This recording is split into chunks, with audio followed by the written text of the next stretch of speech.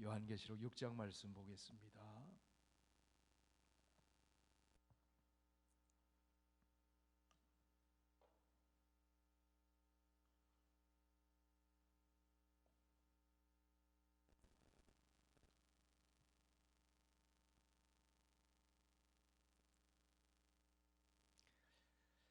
요한계시록 6장 1절에서 17절까지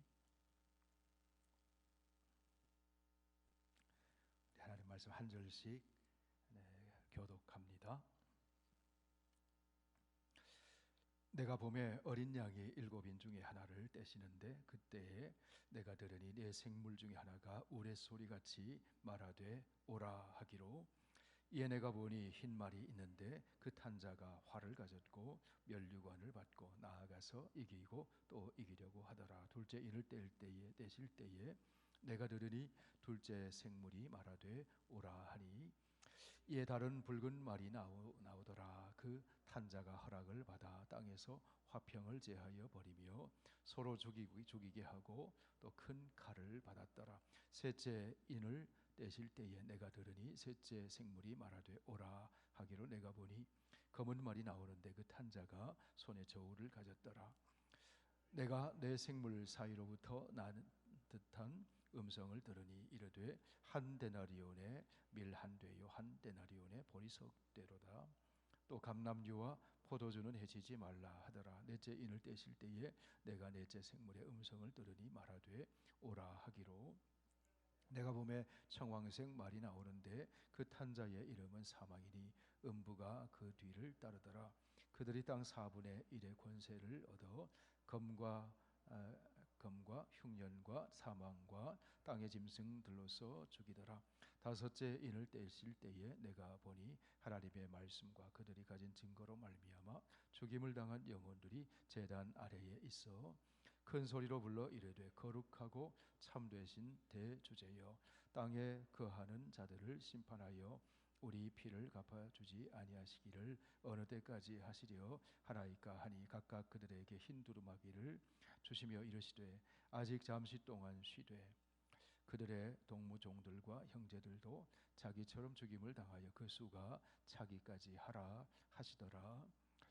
내가 보니 여섯째 인을 떼실 때에 큰 지진이 나며 해가 검은 털로 짠 상복같이 검어지고 달은 온통 피같이 되며 하늘의 별들이 무화과 나무가 대풍에 흔들려 설익은 열매가 떨어지는 것 같이 땅에 떨어지며 하늘은 두루마리가 말리는 것 같이 떠나가고 각 산과 섬이 제자리에서 옮겨지며 땅의 임금들과 왕족들과 장군들과 부자들과 강한 자들과 그 모든 종과 자유인이 굴과 산들의 바위 틈에 숨어 산들과 바위에게 말하되 우리 위에 떨어져 보좌에 앉으신 이의 얼굴에서와 그 어린 양의 진노에서 우리를 가리라. 함께 읽습니다.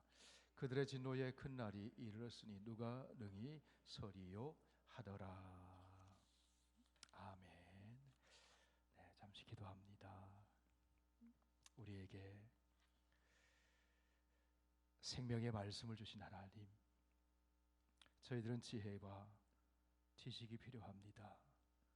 진리의 성령께서 지혜를 주시고 또 지식을 주시고 깨닫는 마음과 믿음을 주셔서 이 말씀으로 인해 저희들이 힘을 얻고 또 험한 이 광야 인생길 걸어가면서 믿음의 선한 싸움에서 넉넉히 승리하도록 역사하여 주시옵소서.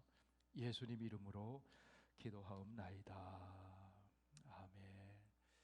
요한계시록의 말씀을 계속 우리 함께 공부해 나가고 있습니다. 요한계시록은 어떤 책인가, 그것을 우리가 놓치지 않아야 됩니다. 예언의 말씀이다. 또 편지로 기록된 말씀이다. 또 하나는 이 묵시의 말씀이다. 이 문학 장르 가운데서도 이 묵시 문학에 속하는 것이다.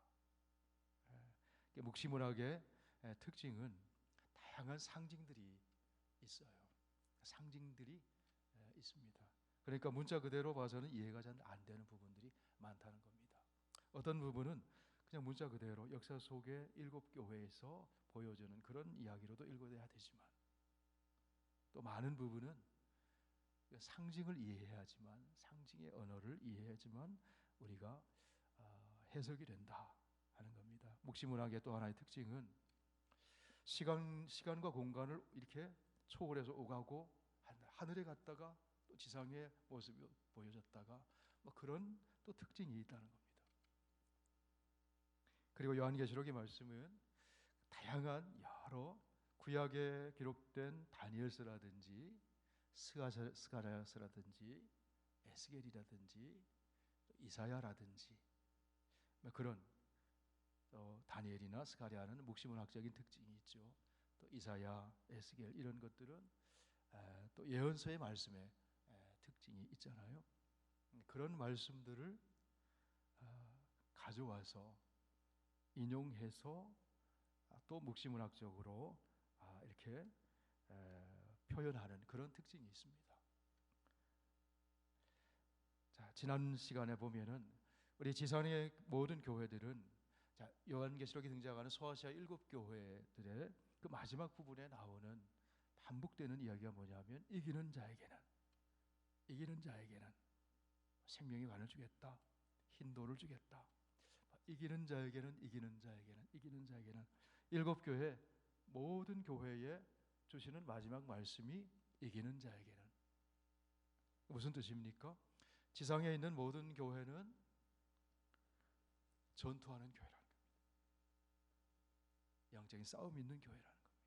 믿음의 선한 싸움이 있는 그 교회가 바로 성도잖아요.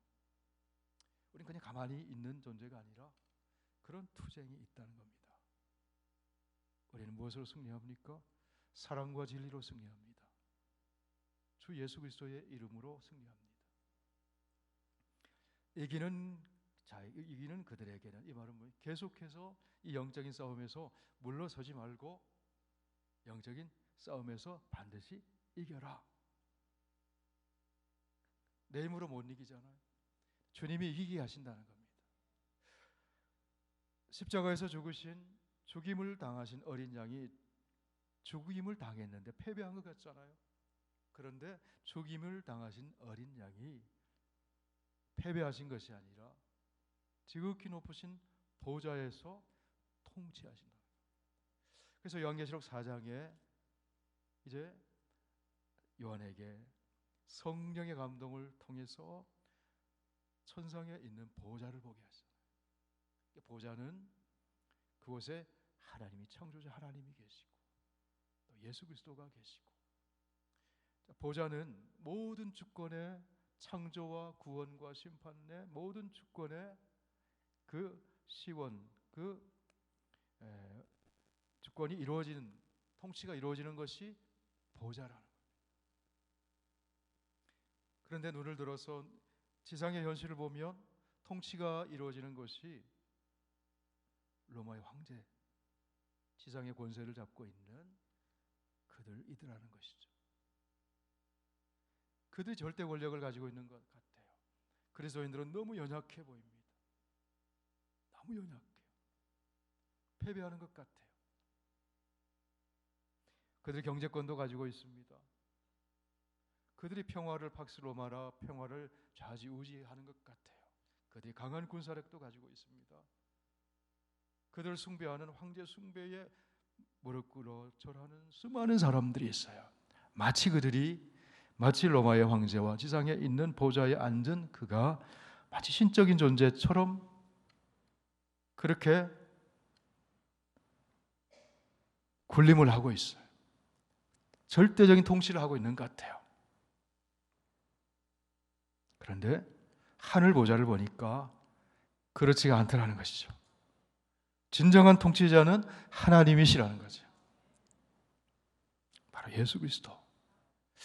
자, 지난 시간에 말씀드렸죠. 보좌가 보였어요. 네 생물들이 둘러있고, 그 다음에 12장로들이, 24장로들이 경배하며 찬양하며 영광과 존귀와 권능을 받으시는 것이 합당하신 분이다. 주 하나님이 지상에서 네로 황제가 행차를 하면은 3,000명이나 되는 찬양대가 동원이 돼가지고 황제에게 영광과 존귀와 권능을 받으시는 것이 합당하다고 그렇게 찬양하는 그런 이 지상의 모습이 실은 그거는 가장하는 것이지 가짜라는 거예요. 지극히 높으신 보좌에 계신 하나님이 통치하신다. 그분이 영광을 받으시고 그분이 존귀를 받으시고 그분이 권능을 받으시게 진짜 합당하신 분이다.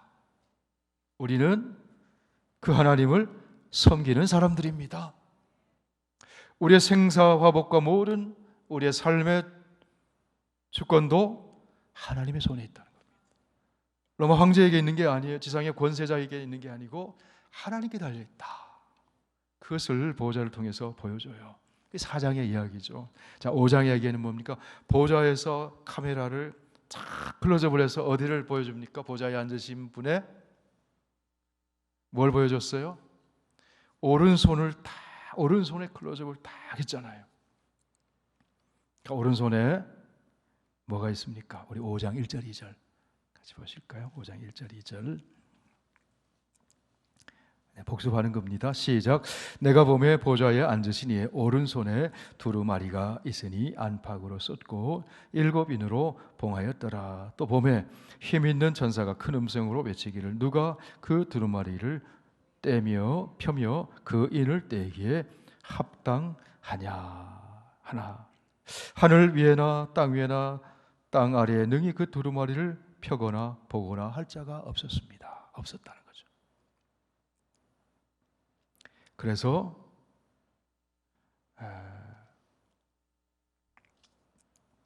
요한이 어떻게 했습니까? 우리 4절 보시면은 그 두루마리를 펴거나 보거나 하기에 합당한 자가 보이지 아니하기로 내가 크게 울었더라. 왜 울었어요? 지금 이런 고난을 당하고 있고 지금 이런 어려움 속에 있는데 보좌에 앉으신 그분이 오셔서 심판하시고 대적들을 심판하시고 우리를 구해 주셔야 되는데 그러기 위해서는 그 두루마리의 인봉인을 떼서 그 두루마리에 있는 그 재앙들이 쏟아져서 심판을 행해야 되는데 아무리 둘러봐도 없더라는 거죠.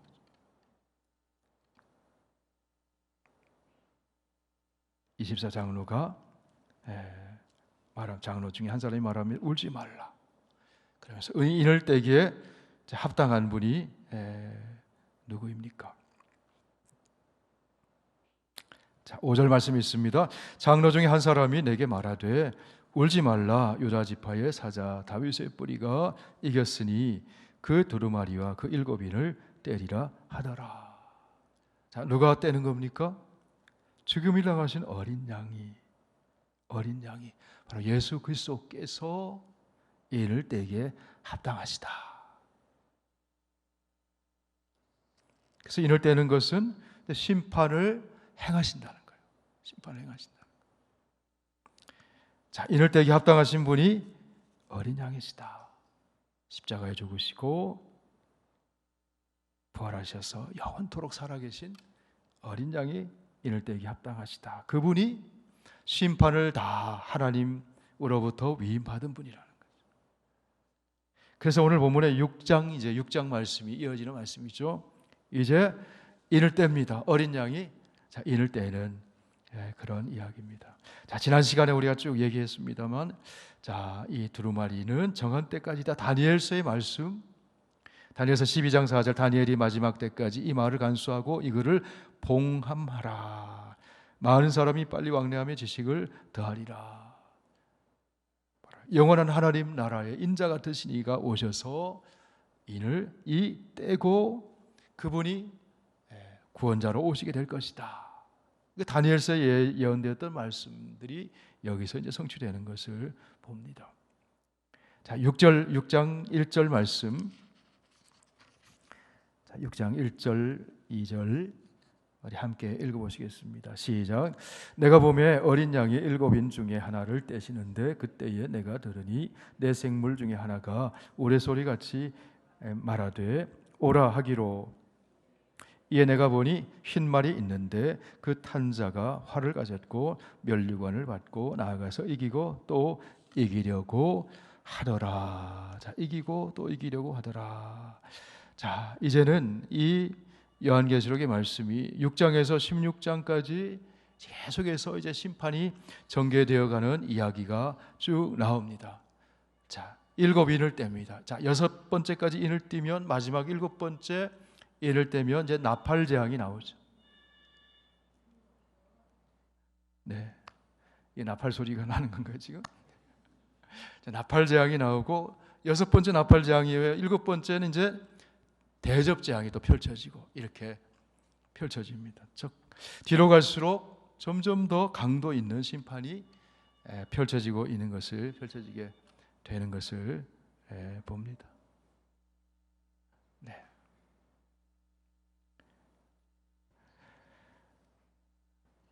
자, 여기서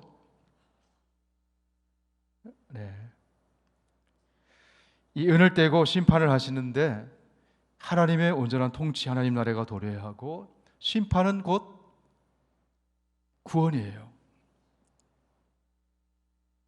믿는 자에게는 구원이에요. 믿음의 선한 싸움을 싸우는 자에게는 구원이죠. 그러나 대적하는 자들에게는 심판이죠. 자, 이럴 때는데 이제 내 생물이 등장합니다. 이 내 생물은 모든 피조물의 대표다 그랬습니다. 그 내 생물이 생물 하나씩이 이제 소리를 내면 거기서 이제 말들이 등장을 하죠. 자, 먼저 1절 말씀, 7인 중에 하나를 떼시는데 내 생물 중에 하나가 오라 하기로 이에 보니 흰 말이 있었다. 흰 말이 나와서 심판을 대행하고. 자, 두 번째 3절 말씀 같이 보실까요? 시작. 둘째 인을 떼실 때에 내가 들으니 둘째 생물이 말하되 오라 하니 이에 다른 붉은 말이 나오더라. 그 탄자가 허락을 받아 땅에서 화평을 제하여 버리며 서로 죽이게 하고 또 큰 칼을 받았더라. 자, 붉은 말이 나옵니다. 자, 5절 말씀 또 보실까요? 5절 6절 시작. 셋째 인을 떼실 때에 내가 들으니 셋째 생물이 말하되 오라 하기로 내가 보니 검은 말이 나오는데 그 탄자가 손에 저울을 가졌더라. 네, 5절까지만 보고요. 그 다음에 7절 말씀 봅니다. 넷째 인을 떼실 때에 넷째 생물의 음성을 들으니 말하되 오라 하기로 내가 봄에 청황색 말이 나오더라. 청황색 말은 녹색 말이 나오더라. 자, 그런데 이 말들이 뭐냐 하는 거예요. 말들이 뭐냐? 이 말들이 상징적으로 등장하는 거거든요.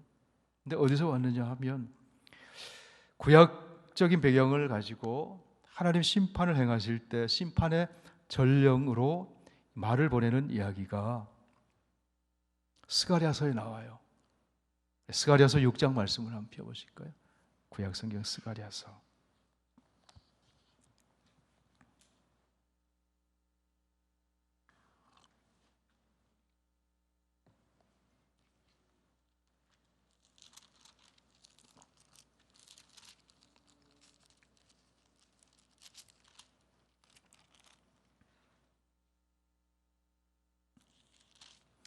네, 스가랴서 6장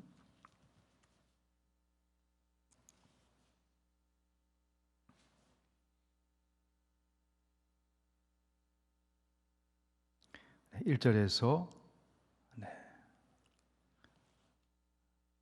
1절에서 7절까지 같이 읽어보실까요? 내가 또 눈을 들어본즉 내 병거가 두 산 사이에서 나오는데 그 산은 구리 산이었더라. 첫째 병거는 붉은 말들이, 둘째 병거는 검은 말들이, 셋째 병거는 흰 말들이, 넷째 병거는 아롱지고 건장한 말들이 메었는지라. 내가 내게 말하는 천사에게 물어 이르되 내 주여 이것들이 무엇이니까 하니 천사가 대답하여 이르되 이는 하늘의 내 바람인데 온 세상의 주 앞에 서 있다가 나가는 것이라 하더라. 검은 말은 북쪽 땅으로 나가고 흰 말은 그 뒤를 따르고 어롱진 말은 남쪽 땅으로 나가고 건장한 말은 나가서 땅에 두루 다니고자 하니 그가 이르되 너희는 여기서 나가서 땅에 두루 다니라 하매 곧 땅에 두루 다니니라.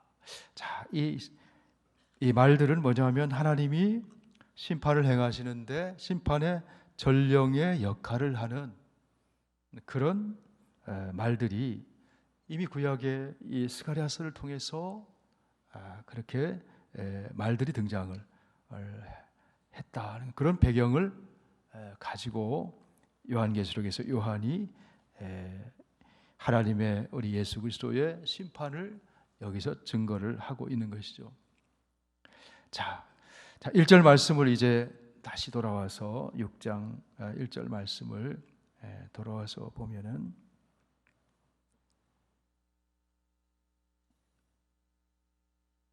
2절 말씀 보실까요? 이에 내가 보니 흰 말이 있는데 그 탄 자가 활을 가졌고 면류관을 받고 나아가서 이기고 또 이기려고 하더라.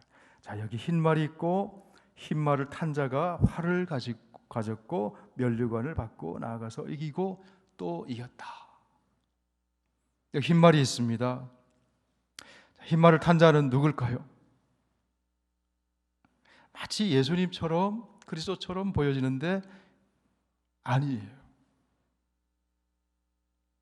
왜냐하면 이 등장하는 네 말 중에 하나의 흰 말일 뿐이에요, 사실은. 요한계시록 11장에 재림하시는 예수 그리스도가 흰 말을 타고 오시잖아요. 그 요한계시록 19장에 나오는 그 흰 말 탄 자와는 다른 성격을 가지고 있어요.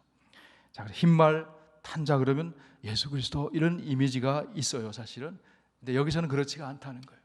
자, 요한계시록 19장 말씀을 한번 펴보세요. 좀 비교를 해보실까요? 요한계시록 19장.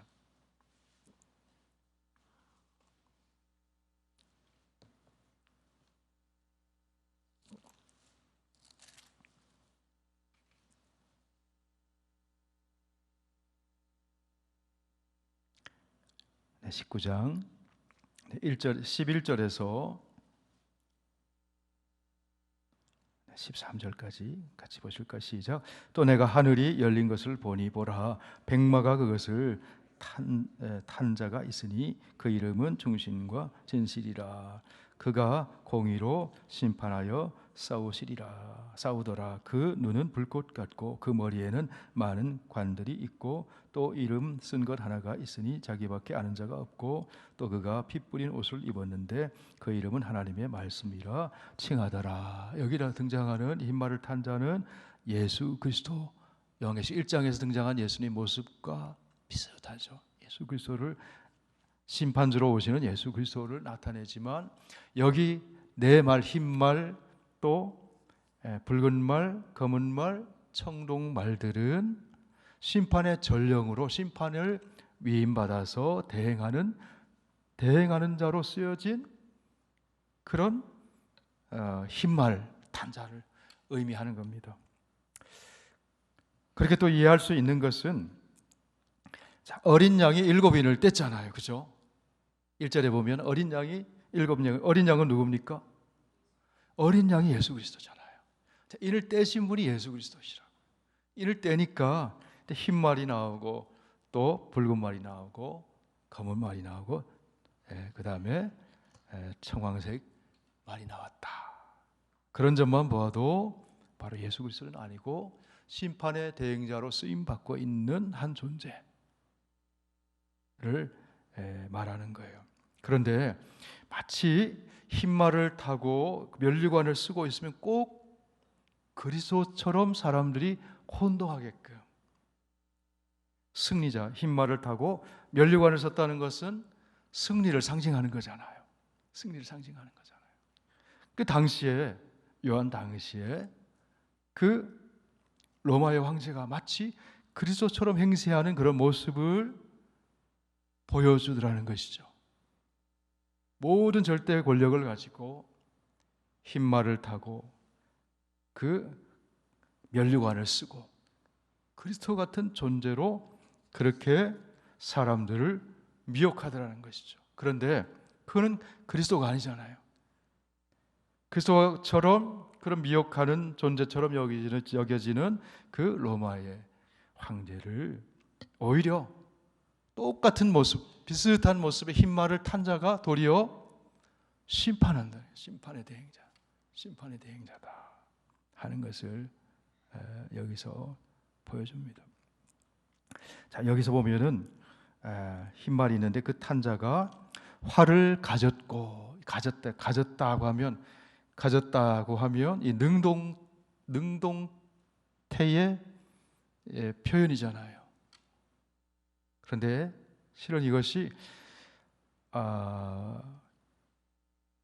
하나님의 이 성경의 표현 중에서 신적 수동태라는 게 있어요. 이게 뭐냐면 하나님의 이름을 유대인들은 드러내기를 꺼려하거든요. 거룩한 이름을. 그래서 수동태, 뭡니까? 그 탄자가 활을 가졌다. 탄자가 활을 심판의 대행자가 가진 것처럼 보이잖아요, 스스로. 근데 그게 아니라 그 탄자에게 활이 주어졌다. 주는 분은 누굽니까? 하나님이 심판을 대행하도록 활을 주셨다는. 근데 그 앞에 하나님으로부터라는 것이 생략이 되고 그 탄자에게 활이 주어졌다. 본래 문장을 읽으면 그렇게 되어 있다는 거예요. 모든 그 무슨 말을 하고 싶은가 하면 하나님이 허용하신 거라는 거죠. 하나님이 맡기신 거라는 거죠. 그만큼 맡겼다는 거죠. 스스로 심판을 행하는 흰말 탄자, 검은말 탄자 그런 존재들이 아니라 하나님이 그만큼 맡기셨다는 거예요. 맡기셨다. 하나님이 허용하시는 주권 아래에 있다는 겁니다. 주권 아래. 마찬가지예요. 로마 황제가 지금 괴롭히고 로마 황제를 뿐만 아니라 그 모든 부역하는 그 존재들이 우리 성도들을 핍박하고 의인들을 힘들게 한다 하더라도 그것은 허용하시는 주권 범위 아래에 있다는 거예요. 영원하지 않다는 겁니다. 영원하지 않다는 겁니다.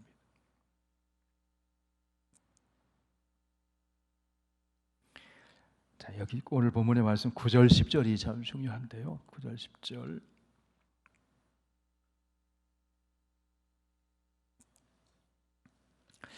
9절 10절 같이 있습니다. 시작. 다섯째 인을 떼실 때에 내가 보니 하나님의 말씀과 그들이 가진 증거로 말미암아 죽임을 당한 영혼들이 제단 아래에 있어 큰 소리로 불러 이르되 거룩하고 참되신 대주제여 땅에 거하는 자들을 심판하여 우리 피를 갚아 주지 아니하시기를 어느 때까지 하시려 하나이까 하니. 11절. 각각 그들에게 흰 두루마기를 주시며 이르시되 아직 잠시 동안 쉬되 그들의 동무 종들과 형제들도 자기처럼 죽임을 당하여 그 수가 차기까지 하라 하시더라. 다시 말하면 자, 누구를 위해서 심판하시는 겁니까? 죽임을 당한 영혼들, 순교당한 자들. 근데 여기는 순교당한 자들만 얘기하는 것이 아니고요. 그 수가 차기까지.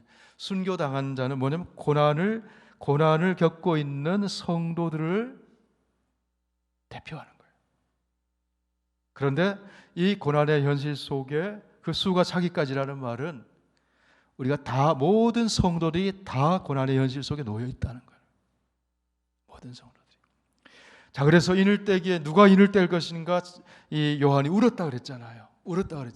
빨리 하나님이 심판하시고 우리를 구원해 주셔야 되는데 그 이야기가 이 6장 9절에서도 같은 맥락의 이야기라는 거죠. 보니까 죽임을 당한 영혼들이 제단 아래에 있다. 먼저 죽임을 당한 분은 누굽니까? 예수 그리스도가 죽임을 당하셨죠. 십자가에서 죽임을 당하셨잖아요. 어린 양이 죽임을 당하셨는데 예수를 믿고 따르는 성도들도 죽임을 당한 어린 양의 그 고난의 뒤를 따라가는 사람들이나 제자들이라는 거죠. 여러분, 우리는 십자가에서 이미 그리스도와 함께 고난의 극치가 죽음이잖아요. 그리스도와 함께 우리가 십자가에서 이미 죽었어요. 갈라디아서 2장 20절. 그리스도의 남은 고난을 우리의 육체에 채운다고 바울은 얘기를 하죠. 그러니까 모든 일곱 교회 성도들은 모든 지상의 교회들을 나타내는데 여기 계신 저와 여러분도 고난의 현실 안에 있다는 겁니다. 지금 비록 초대교회 성도들, 순교한 성도들과는 다르다 할지라도 우리도 그리스도의 남은 고난에 참여하는 그런 존재들이라는 거예요. 누가 남은 고난에 동참하는 사람들입니까? 믿음의 선한 싸움을 싸우는 사람들이. 이리 떠밀리고 저리 떠밀리고 떠내려가는 사람들은 그런 고난에 동참하지 않아요. 고난이 없어요, 사실. 고난이 별로 없죠. 믿음의 선한 싸움을 싸우다 보니까, 진리의 선한 싸움을 싸우다 보니까 그렇다는 것이죠. 그 수가 자기까지 뭡니까? 이것은요, 주님이 오시는 그날까지 그 수가 계속 있는 거예요. 그건 순교하는 자만 얘기하는 게 아니에요. 모든 고난당하는 성도들을 얘기하는 것입니다. 첫 번째 말 했다가 이제 9절에 왔는데요. 첫 번째 말, 두 번째 말, 세 번째 말, 네 번째 말은 순차적으로 나오는 심판이라 동시에 이루어지는 그런 심판의 상황들을 보여주는 거예요. 자, 활을 가졌다는 건 뭡니까? 전쟁을 통해서 심판하는 거예요. 전쟁을 나타내잖아요. 활을 가졌다. 흰말을 탄 자가. 자, 4절 말씀을 보면 붉은 말이 나오더라. 이 붉은 말, 빛나는 말, 붉은 것처럼 빛나는 말이 나오더라. 그 탄 자가 허락을 받아. 자, 허락을 받았다. 이게 중요한 거예요. 허락을 받아. 하나님이 그만큼 허용하셨다는 거예요. 심판을 위임하셨다는 거죠. 허락을 받아서 땅에서 화평을 제하여 버리며 서로 죽이게 하고 또 큰 칼을 받았더라. 칼은 뭘 또 상징합니까? 전쟁을 나타낸 거잖아요.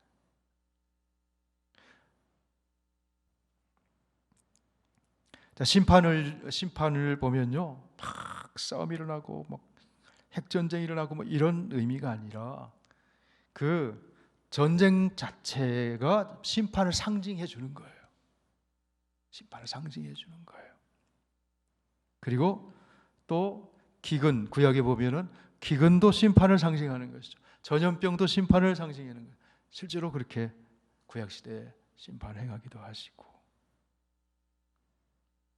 자, 붉은 말도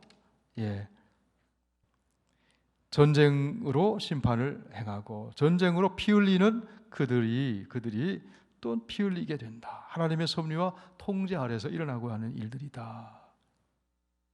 4절 말씀 보니까 서로 죽이게 하고, 성도끼리 서로 죽인다는 의미가 아니에요.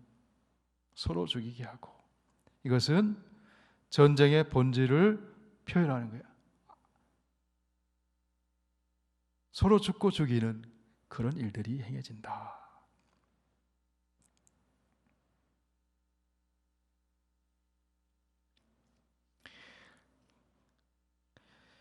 요한계시록의 저자 요한은요, 구약의 선지자들과 대화를 하면서 구약의 말씀들을 쭉 가져오죠.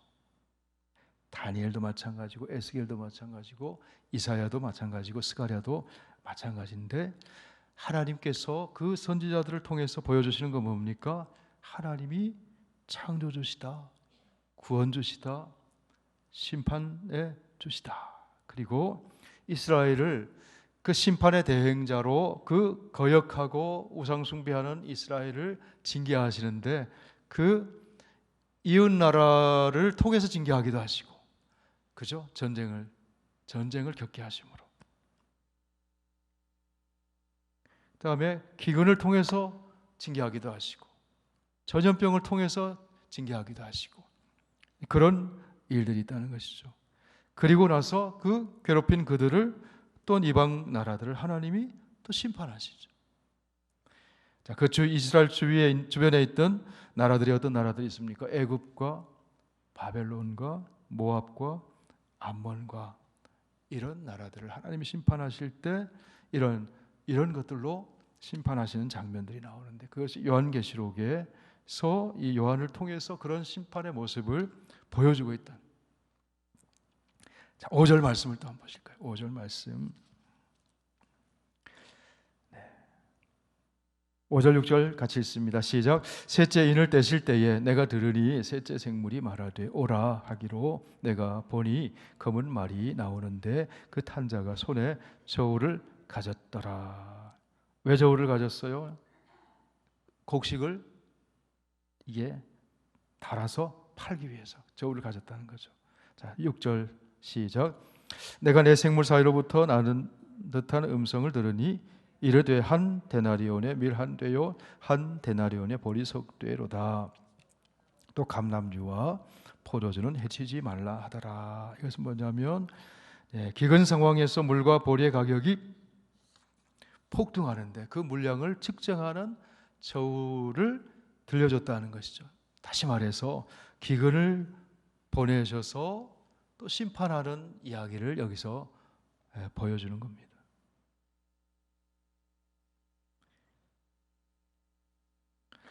그 다음에 7절 말씀, 7절 8절 다시 봅니다. 7절 8절 같이 읽으실까요? 시작. 넷째 인을 떼실 때에 내가 넷째 생물의 음성을 들으니 말하되 오라 하기로 내가 봄에 청황색 말이 나오는데 그 탄자의 이름은 사망이니 음부가 그 뒤를 따르더라. 그들이 땅 4분의 1의 권세를 얻어 검과 흉년과 사망과 땅의 짐승들로서 죽이더라. 자, 청황색 말, 이 녹색 말이죠. 사망이니 사망과 음부는 이 세트로 나오는 이야기예요. 세트로 사망과 음부가 그리를 따르더라. 그래서 4분의 1의 권세를 가졌다. 그것도 허용적인 주권 아래서 하나님의 통제 아래서 심판을 대행하는 겁니다. 대행하는 겁니다. 제한된 영역 속에서 대행하는 겁니다.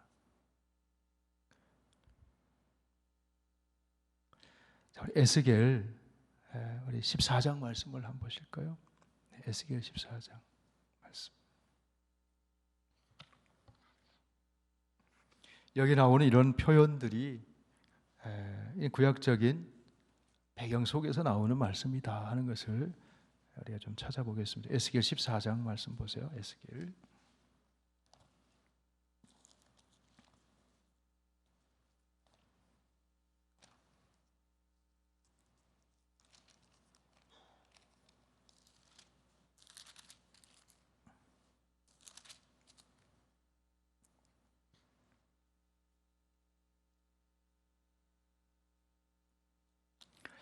14장 21절 말씀 함께 보시겠습니다. 시작.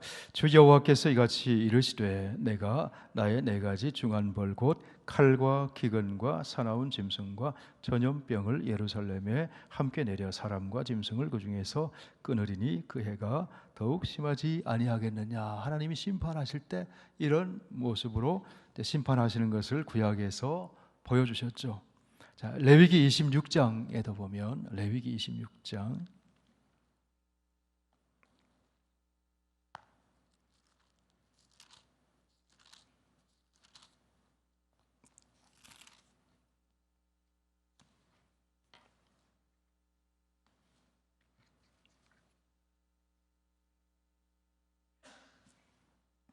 18절에서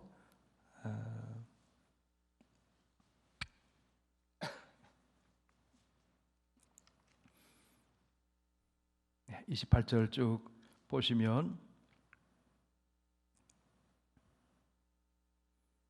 자 먼저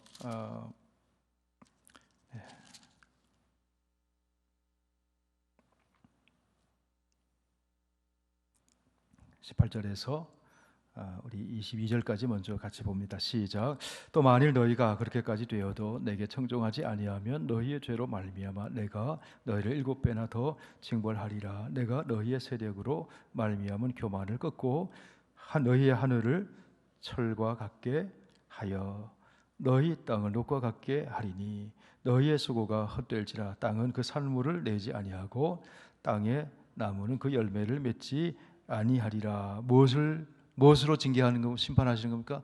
기근을 통해서 심판하시는 모습을 보여주는 것이죠. 22절에 보면 들짐승을 너희 중에 보내리니 그런 말씀이 나오죠. 들짐승을 너희 중에 보내리니 나오고, 자 25절 말씀 25절 시작. 내가 칼을 너희에게로 가져다가 언약을 어긴 원수를 갚을 것이며 너희가 성읍에 모일지라도 너희 중에 연병을 보내고 너희를 대적의 손에 넘길 것이며 또 양식을 끊을 때에 뭐 이런 말씀들이 뭡니까? 하나님을 대적하고 교만한 자들을 심판하시는 그 사중의 심판의 모습을 이 레위기와 에스겔과 구약의 여러 예언서 속에서 나타나고 있어요. 칼, 사망, 기근, 게다가 이제 연병, 전염병, 사중의 심판을 배경으로 해서 나오는 말씀을 이 요한계시록의 말씀에 요한을 통해서 하나님은 어린 양 예수 그리스도는 이를 때심으로 심판하시는 분이라는 거죠. 구약 시대에서는 하나님의 언약을 어긴 이스라엘 백성들을 심판하시고 징계하셨다고 하면 여기서는 뭡니까? 하나님 믿음의 선한 싸움을 싸우는 우리 성도들을 박해하고 그들을 대적하고 하나님을 적대시하는 그들을 하나님이 심판하신다. 근데 심판의 그 표현과 묘사가 구약에 심판하던 그런 이미지를 가져와서 다 요약하면 뭡니까? 하나님은 악을 간구하시는 분이 아니시다. 하나님 어느 때까지 의인이 고난을 당하고 악인이 득세를 하고 저들이 영원히 살 것처럼 저렇게 활보하고 다닙니까? 그렇지 않다는 겁니다. 인을 떼시는 분이 계시는데 어린 양이 인을 떼시고 심판을 맡기셔서 내 말을 탄 자를 통해 심판하시는 것처럼 대행자를 맡기셔서 하나님이 우리 주님이 심판하신다는, 반드시 심판하신다. 반드시 심판하신다. 표현들은 여러 가지 좀 복잡한데 딱 심플하게 얘기하면 주님은 통치하신다. 주님은 심판하신다. 심판의 대행자들에게, 말을 탄 자들에게 제한적으로 허용적인 주권 아래서 맡기시고 심판하신다. 그리고 그 심판은 점점 점증해서 우주적인 그 범위까지 확대가 돼요. 그 심판하는 모습을 또 이제 뒤에 보면은 어느 때까지 그렇습니까? 그 수가 차기까지다. 뭡니까? 그 수가 차기까지다. 순교당하는 그 수가 차기까지다. 모든 고난당하는 성도들의 그 현실, 주님이 오실 때까지는 끝까지 있는 겁니다. 그것이 어떤 사람은 순교하고 어떤 사람은 살아있고 다 순교한다는 의미가 아니에요. 항상 이 전투하는 지상의 교회에 고난은 있다. 그렇지만 영원하지 않고 주님이 주권적으로 통치하시고 심판하시고 그 심판은 믿음의 선한 싸움을 싸우는 성도들에게는 구원이라는 거예요. 구원. 이제 그런 얘기들이 이제 뒤에 좀 이제 쭉 전개돼 나갑니다. 12절 13절을 또 한번 보시겠습니다. 12절 13절. 여기 9절에 보면 순교자를 죽인 사람들은 이 요한 시대에 도미티아누스 이 황제, 로마 황제 시대에 누굽니까? 로마의 황제와 그 하수인들을 주님이 심판하신다.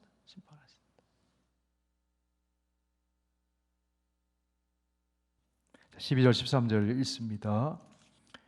시작. 내가 보니 여섯째 인을 떼실 때에 큰 지진이 나며 해가 검은 털로 짠 상복같이 검어지고 달은 온통 피같이 되며 하늘의 별들이 무화과 나무가 대풍에 흔들려 설익은 열매가 떨어지는 것 같이 떨어지며. 떨어지며. 이것은요, 우주적인 붕괴, 해가 떨어지고 달이 핏빛이 되고 해가 검은 상복처럼 검어지고 별들이 막 떨어지고 이런 것들은 뭐냐면 우주적인 붕괴 현상을 활용해서 하나님이 심판하신다라는 것을 묘사해 주는 거예요. 구약적인 배경이 우주적인 환경의 변화. 하나님이 천지 만물을 창조하셨는데 보시기에 심히 좋으셨잖아요. 그렇죠? 심히 좋아하셨어요. 그거는 질서 속에 있는 조화로운 아름다움이거든요. 창조 세계. 그 조화와 질서가 깨지는 현상을 보여주는 겁니다. 그것이 심판이라는 거예요. 심판. 이것이 이런 언어를 통해서 구약시대에도 하나님은 심판하신다 하는 것을 그걸 계시하시고 보여주는 그런 표현들이 이사야서, 에스겔서 이런 여러 군데 나오거든요. 그런 언어를 여기 또 가져와서 쓰는 거예요. 자, 몇 군데 볼까요? 자, 이사야 29장을 한번 펴보세요. 구약성경 이사야 29장.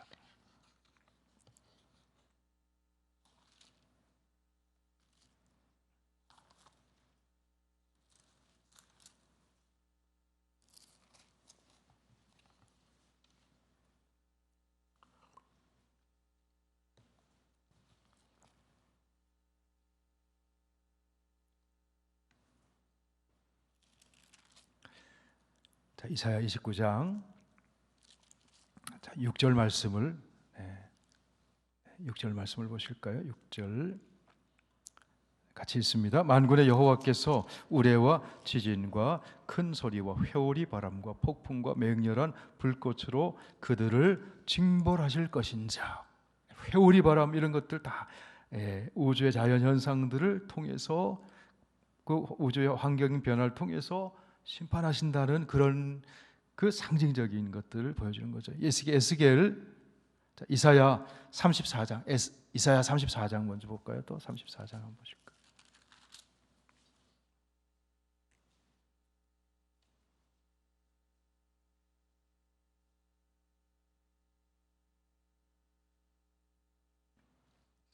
34장 4절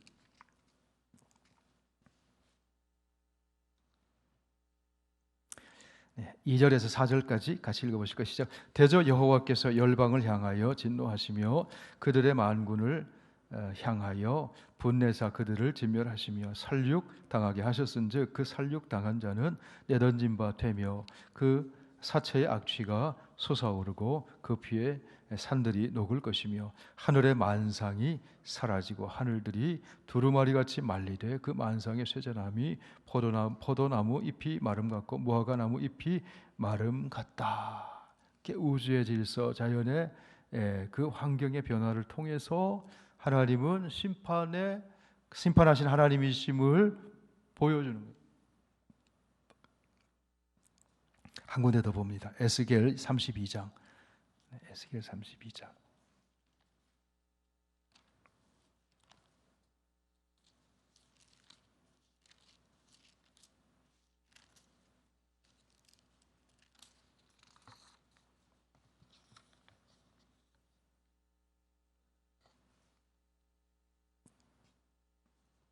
(32장)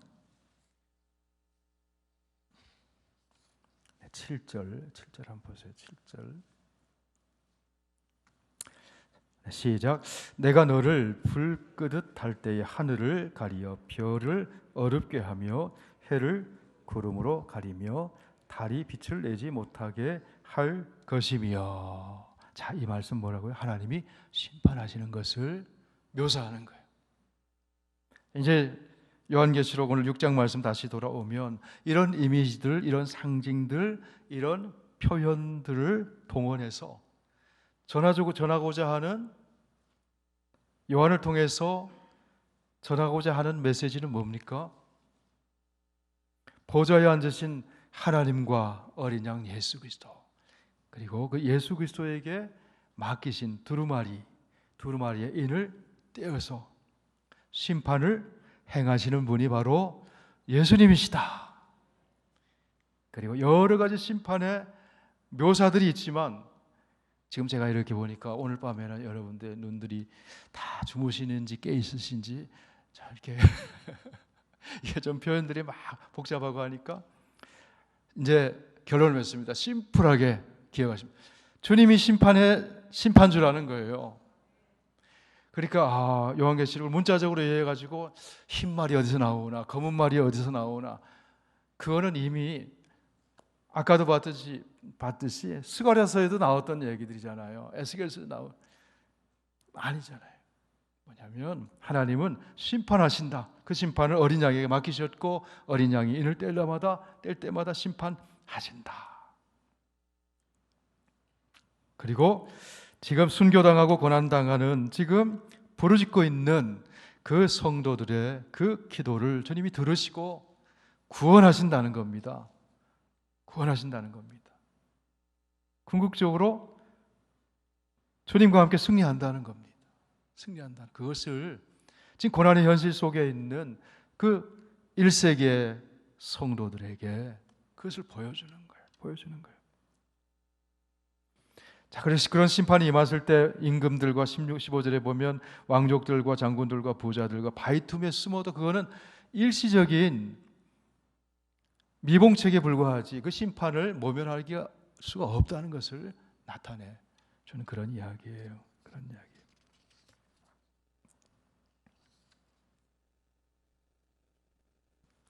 이제 다음 시간에 보면은 이제 여섯째까지 인을 띄고 일곱째 인을 뗄 때 나팔재앙이 시작되거든요. 그 사이에 이제 사파처럼 7장의 말씀이 다시금 천상의 모습을, 천상의 예배하는 모습을 또 보여주는 장면이 나옵니다. 우리 시편 73편을 우리 한편 같이 읽고 마무리하겠습니다. 그러면 하나님은 정말 살아계십니까? 우리의 형편을 알고 계십니까? 하나님 정말 의로우신 분입니까? 그렇다면 왜 의인이 고난당하고 이렇게 어려움을 당하고 악인이 번성합니까? 하나님은 살아계시고 하나님은 오르시고 하나님은 심판하시고 하나님은 또한 하나님 백성을 구원하신다. 그러므로 낙심하지 말고 믿음의 선한 싸움을 계속 싸워서 일곱 교회 주신 말씀처럼 이기는 자는 바로 주님이 지상의 권세와 권세 잡은 자가 아니라 주님이 주권자고 통치자고 심판자고 구원자시다 라는 메시지를 계속 주시는 겁니다. 오늘 이 땅에서 우리가 살아갈 때도 그런 부당한 일을 당하고 어려움을 겪을 수도 있지만 그러나 주님이 다스리고 계신다. 이게 요한계시록을 통해서 계속 주시는 메시지예요. 자, 시편 73편 말씀 보세요.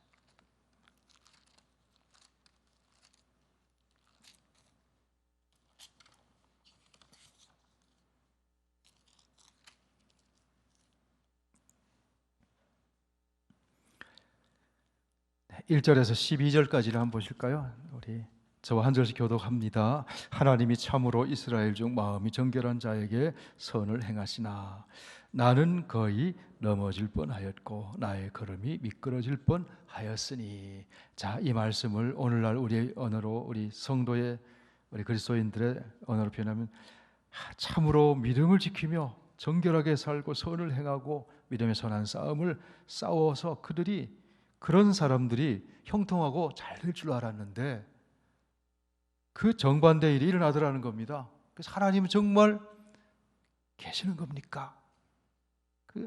이 아삽이라고 하는 성도가 그 옛날에 그런 얘기를 했다. 미끄러질 뻔했다. 왜 미끄러질 뻔했습니까? 미끄러졌습니까? 안 미끄러졌습니까? 미끄러질 뻔한 게 은혜입니다. 미끄러지지 않았어요. 자, 3절부터 교독합니다. 이는 내가 악인의 형통함을 보고 오만한 자를 질투하였음이라. 4절 읽어주세요. 그들은 죽을 때에도 고통이 없고 그 힘이 강건하며 사람들이 당하는 고난이 그들에게는 없고 사람들이 당하는 재앙도 그들에게는 없나니 그러므로 교만이 그들의 목걸이요 강포가 그들의 옷이며 살찜으로 그들의 눈이 솟아나며 그들의 소득은 마음의 소원보다 나으며 그들은 능욕하며 악하게 말하며 높은 데서 거만하게 말하며 그들의 입은 하늘에 두고 그들의 혀는 땅에 두루 다닌도다. 그러므로 그의 백성이 이리로 돌아와서 잔에 가득한 물을 마시며 말하기를 하나님이 어찌 알랴 지존자에게 지식이 있으랴 하는도다. 이렇게 오만하고 교만한 사람들이 잘 되더라는 거죠. 근데 하나님이 모르시는가요? 12절 말씀 12절 말씀 12절에서 17절까지 시작. 볼지어다 이들은 악인들이라도 항상 평안하고 재물은 더욱 불어나는도다. 내가 내 마음을 깨끗하게 하며 내 손을 씻어 무죄하다 한 것이 실로 헛되도다. 나는 종일 재난을 당하며 아침마다 징벌을 받았도다. 내가 만일 스스로 이러기를 내가 그들처럼 말이라 하였더라면 나는 주의 아들들의 세대에 대하여 악행을 행하였으리이다. 내가 어쩌면 이를 알까 하여 생각한즉 그것이 내게 심한 고통이 되었더니 하나님의 성소에 들어갈 때야 그들의 종말을 내가 깨달았나이다. 그들이 영원하지 않더라는 거죠. 하나님이 다 모르십니까? 아십니까? 알고 계시더라는 거예요. 하나님이 심판하시더라는 거예요. 그래서 깨닫고 나니까 이제 어떤 고백을 합니까? 23절에서 28절까지 함께 했습니다. 시작.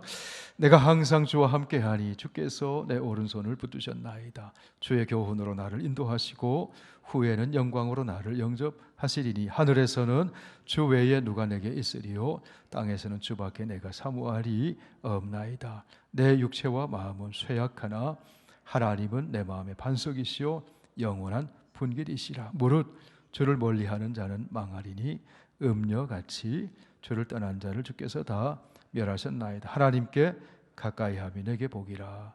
내가 주 여호와를 나의 피난처로 삼아 주의 모든 행적을 전파하리다. 주님은 살아계십니다. 주님은 공의로우십니다. 주님은 다 보시고 심판하십니다. 주님은 의인을 구원하십니다. 그런 이야기잖아요. 오늘 우리가 요한계시록 6장 말씀을 보았습니다만 1장에서 6장까지 쭉 온 겁니다. 사실은. 그래서 요약해서 결론을 맺으면 지상의 모든 교회는 어떤 교회라고요? 전투하는 교회다. 믿음의 선한 싸움을 싸우는 전투하는 교회고 죽임을 당한 어린 양이 승리하셨고 보좌에서 통치하시고 심판하셔서 우리를 구원하신다. 그러므로 믿음의 선한 싸움을 계속해서 싸워서 승리해라. 할렐루야. 찬양하겠습니다.